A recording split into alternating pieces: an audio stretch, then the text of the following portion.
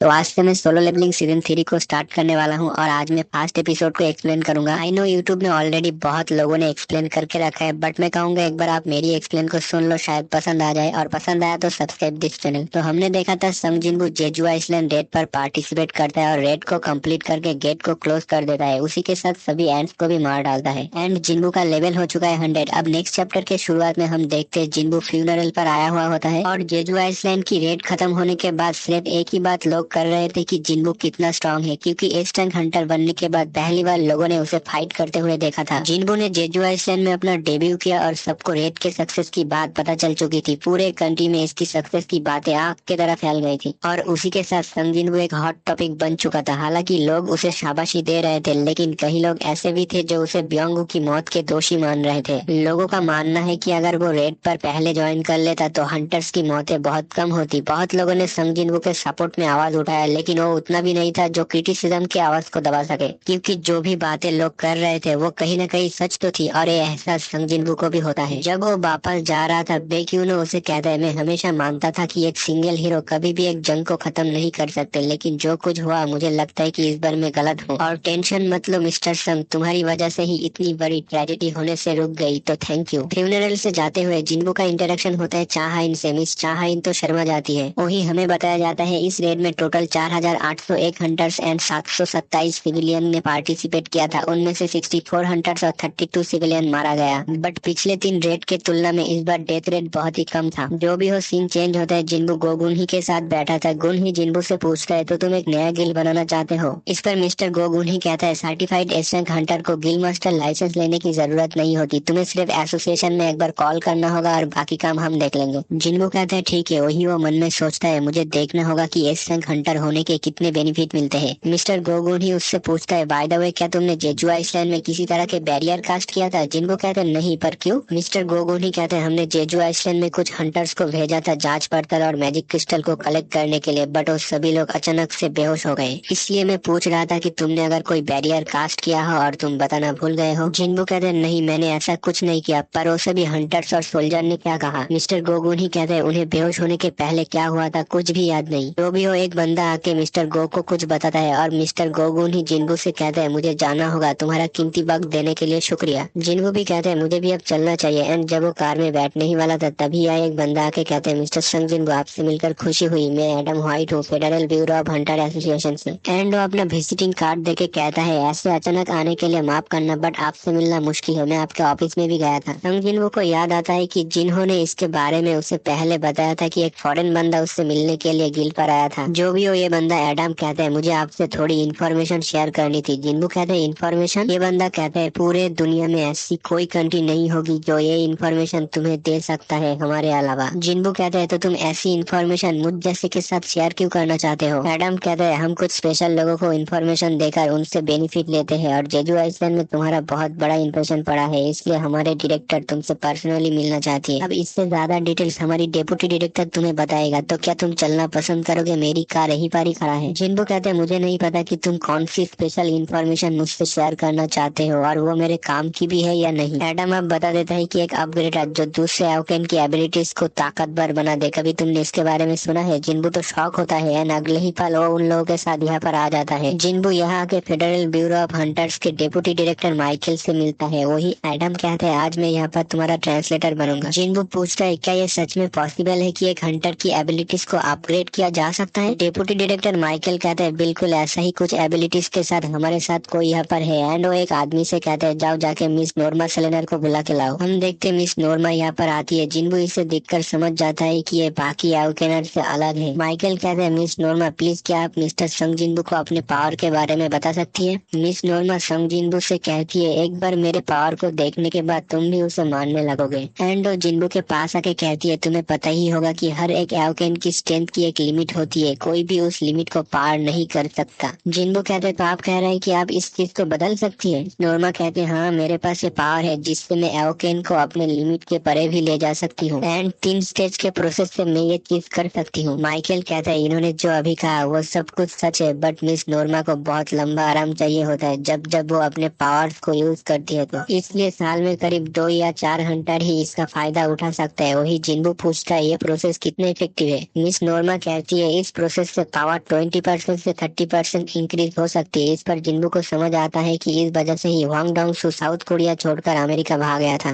जो भी हो, मिस नोर्मा अपना काम स्टार्ट कर देती है एंड जिन्बू का हाथ पकड़ के वो कहती है अपना आंख बंद करो, यही फास्ट है। और नोर्मा अब जिन्बू के अंदर घुसती है, जहाँ पर वो नोटिस करती है उसकी चारों तरफ सिर्फ डार्कनेस छाया हुआ है। तभी वो पीछे की तरफ देखती है, जहाँ पर एक इंसान उससे बहुत ही भयानक नजर से देख रहा होता है। इसे देखकर मिस नोर्मा तो बहुत ही डर जाती है और वो चिल्लाने लगती है, जिसे देखकर एक बंदा जिन्बू के ऊपर बंदूक तान देता है। वही माइकल कहता है, अबे तू गधा है क्या? अगर तुझे मिस नोर्मा की फिक्र है तो जाके उन्हें चेक करना। माइकल जिन्बू से माफी मांगता है, बट जिन्बू भी बहुत शॉक था, उसे समझ नहीं आ रहा था। माइकल जिन्बू से कहता है, सॉरी, मैं आपके साथ फिर कभी मीटिंग करूंगा, अब लगता है मिस नोर्मा की तबीयत खराब है। और वो एडम से कहता है, मिस्टर संग को बाहर तक छोड़ के आओ। अब ये बंदा मिस नोर्मा से पूछता है, आखिर आपको हुआ क्या? मिस नोर्मा डरे हुए कहती है, वो एक किंग था, उसका ताकत हमारी समझ से बहुत ज्यादा है। जब मैं उसकी तरफ देखा वो भी मुझे देख रहा था। एंड वो संग जिन्बू नहीं था, ऐसा लग रहा था कि एक अनंत अंधकार जैसी चीज उसके साथ है, और तो और उसकी पावर की कोई लिमिट भी नहीं है। सीन चेंज होते हमें हंटर एसोसिएशन को दिखाया जाता है, जहाँ पर मिस्टर गोगुन ही अपने केबिन पर बैठा था एंड वो बहुत ही परेशान था बियांको की मौत को लेकर। तभी उन्हें एसोसिएशन के एक मेंबर से कॉल आता है। कॉल को रिसीव करके उन्हें पता चलता है कि हाईवे के बीच एक बी रैंक गेट अपियर हुआ है।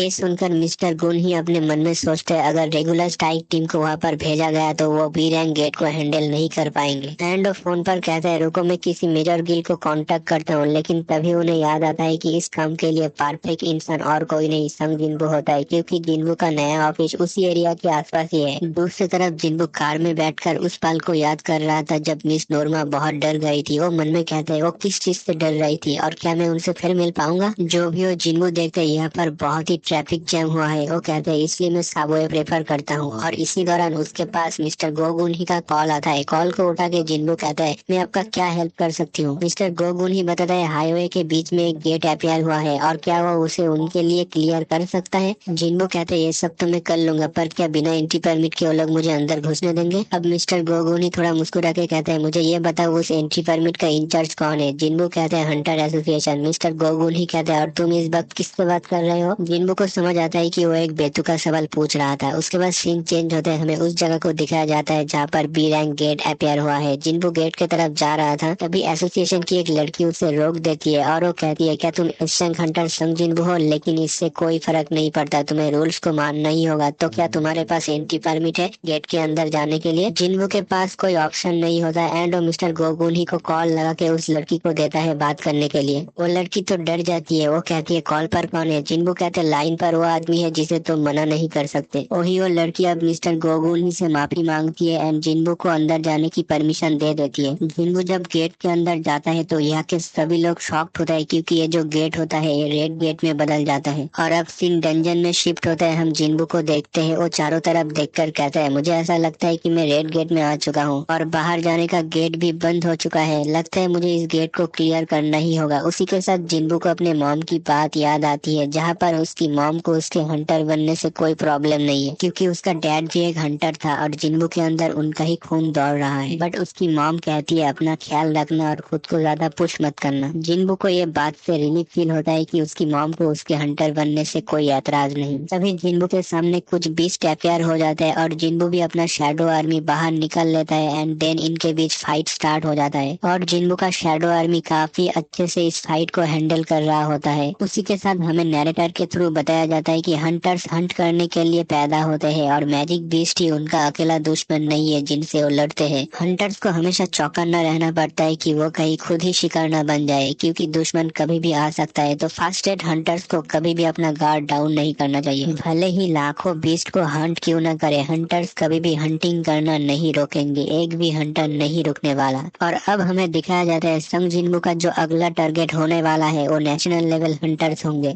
उसके बाद सीन चेंज होता है, हम एक हंटर को देखते हैं जो बहुत ही डरा हुआ था और उसके सामने फ्रॉस्ट मोनार्क खड़ा था। वो कहता है, फिर से मैं जिस बंदे को ढूंढ रहा हूँ, the greatest fragment of brilliant light, वो यहाँ पर भी नहीं है। तभी फ्रॉस्ट मोनार्क देखता है कि यहाँ पर कोई आया है। वो उससे पूछता है, तुम यहाँ पर क्या कर रहे हो यागुमन? क्रिएचर देखने वाला ये बंदा यागुमन एक मोनार्क है। वो जवाब देता है, मैं तुम्हें यहाँ पर ईस्टलैंड के बारे में बताने के लिए आया हूँ और ये बंदा यहाँ पर साउथ कोरिया की बात कर रहा है। फ्रॉस्ट मोनार्क कहता है, तुम उस छोटे से जगह की बात कर रहे हो जहाँ पर शैडो मोनार्क रह रहा है, तो तुम तो उसे मारने के लिए गए थे। यागुमन कहते हैं, साउथ में रूलर्स ने अपने आर्मी को जमा किया है। लगता है कि वो लोग कुछ प्लान कर रहा है और इस प्लान के बारे में हमें अभी भी डिटेल्स में नहीं बताया गया है। बट यागुमन कहता है अगर आर्किटेक्ट अपना काम सही से करता है तो कोई प्रॉब्लम नहीं होगा। फ्रॉस्ट मोनार्क कहता है फिर शैडो मोनार्क का क्या होगा, लेकिन यागुमन अजीब सा स्माइल देके कहते हैं मेरे पास तुम्हारे लिए खुशखबरी है। उस जगह पर यानी साउथ कोरिया पर ब्रिलियंट लाइट का ग्रेटेस्ट फ्रैगमेंट भी मौजूद है, तो क्या तुम जाओगे? फ्रॉस्ट मोनार्क कहते हैं बिल्कुल, लेकिन उससे पहले मुझे लगता है कि हमें इस जगह पर धोखे से बुलाया गया है। तभी उनके सामने जिन्बू का डैड आ जाता है, बट ये लोग उस पर ज्यादा फोकस नहीं करते एंड फ्रॉस्ट मोनार्क एक गेट ओपन करता है यहाँ से जाने के लिए, लेकिन उससे पहले ही जिन्बू का डैड उस पर हमला कर देता है। बट फ्रॉस्ट मोनार्क एक सील क्रिएट करके उस अटैक को ब्लॉक करता है एंड इस जगह पर एक बहुत बड़ा एक्सप्लोशन होता है और सीन चेंज होता है डंजन में। हम देखते हैं जिन्बू के सामने काफी सारे बीस्ट खड़ा था, बट उसका शैडो आर्मी इन सबको बहुत अच्छे से हैंडल कर रहा होता है। अब जिन्बू अपना इन्वेंटरी से उस चाबी को निकालता है जो उसे कार्ड्स रैंडम बॉक्स से मिली थी और इस चाबी का जो रिक्रूटमेंट होता है वो पूरा हो चुका है जब वो 100 लेवल पर पहुंच गया था। एंड हमें पता चलता है ये जो चाबी है वो कार्टेनॉन टेम्पल की है और ये वही जगह है जहाँ पर जिन्बू को अपनी पावर मिली थी। जिन्बू इस चाबी को पकड़ के सोचता है मैं उस डबल डंजन के बारे में कभी नहीं भूल सकता और अब सिस्टम मुझे फिर से वही जगह जाने के लिए कह रहा है जहाँ पर ये सब शुरू हुआ था। लेकिन इस बार बात कुछ अलग है और तुम लोग देख सकते हो अब जिन्बू कितना बदल चुका है। बंदे को समझ में आता है ये सब जो उसके साथ हो रहा है वो सब पहले से ही किसी का प्लान है और वो उसे वापस बुला रहा है। जिन्बू कहते हैं अगर ऐसी बात है तो थोड़ी देर रुक जाओ, मैं आ रहा हूँ। उसी के साथ हमें उस गॉड का स्टैचू दिखाया जाता है जो बहुत ही क्रीपी सा स्माइल दे रहा था। उसी के साथ ये एपिसोड यहीं पर ही खत्म हो जाता है। अगर एक्सप्लेनेशन देखते देखते यहाँ तक पहुंच चुके तो लाइक शेयर सब्सक्राइब कर देना और आप लोग बताओ आप लोगों को कौन सा पार्ट अच्छा लगा।